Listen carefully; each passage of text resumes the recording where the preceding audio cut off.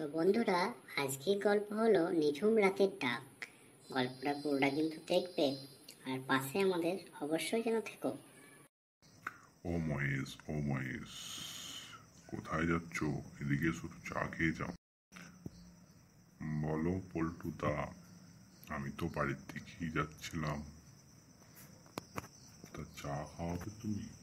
বলো তাহলে। কাল ভোর রাতে কি তুমি আমার সাথে মাছ ধরতে যাবে ওই নীল দিঘির পাড়ে? ওখানে তো অনেক মাছ গো। তাহলে আমায় রাতে ডেকো, আমি তৈরি থাকবো। বেশ বেশ মহেশ, আমি তোমায় ঠিক রাত্রির দিকে ডেকে নিয়ে যাব। চলি গো মহেশ, রাতে তাহলে দেখা হচ্ছে।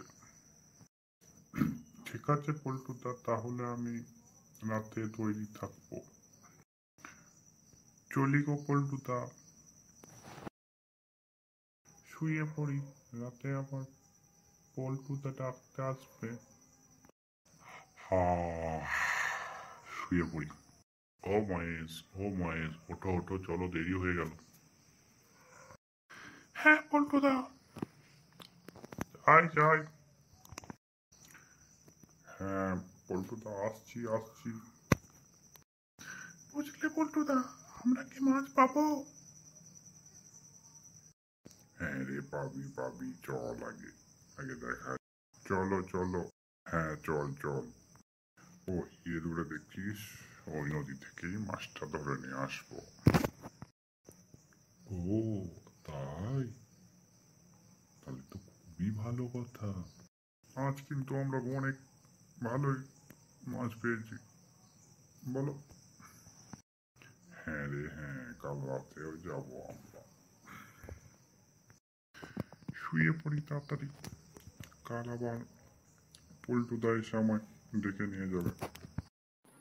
কে মহেশ, আয়, অনেক ভোর রাত হলো, চল মাছ ধরে নিয়ে আসি। হ্যাঁ পল্টুদা, আসছি।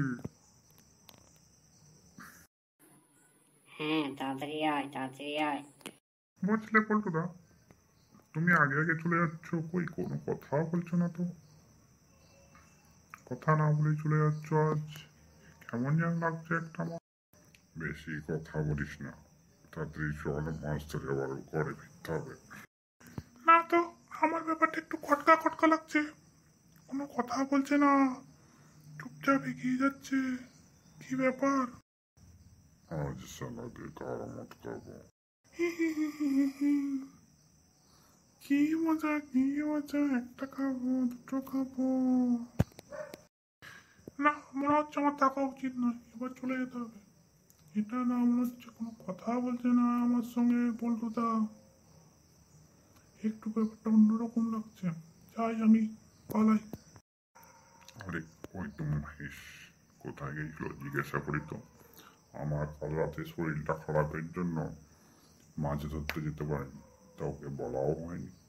কি করেছে কে জানে, ছেলেটা দেখি জিজ্ঞাসা করে। আরে মহেশ, কোথায় গেছিলে তুমি? কেন পল্টুদা, তোমার সাথেই তো মাছ ধরতে গেছিলাম।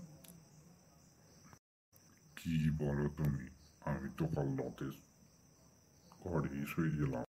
বলো কি তাহলে, কাল রাতে তাহলে কি আমাকে নিশিতে ডেকে নিয়ে গেল? শোনো তাহলে, ও তো একটা ভুতুরে পুকুর, ওখানে একা যাওয়া ঠিক নয়। তোমায় কাল নিশিতেই ডেকেছিল। আর কখনোই ভুল কাজ করো না, আমিও কখনোই নদীতে মাছ ধরতে যাব না। কি যে বলো তুমি, কাল তুমি যাওনি? আমার শুনে তো বুকটা শুকিয়ে গেল। রাম, আমি কখনো আর ওই নদীতে মাছ ধরতে যাব না, এই বললুম। হ্যাঁ, কখনো আর যাস না, আমিও আর যাব না। চলি গো তাহলে, আবার পরে দেখা হবে। আমাদের গল্পগুলো ভালো লাগলে অবশ্যই পুরোটা দেখবেন আর সাবস্ক্রাইব করে দেবেন। পরবর্তী গল্প আবার আসবে।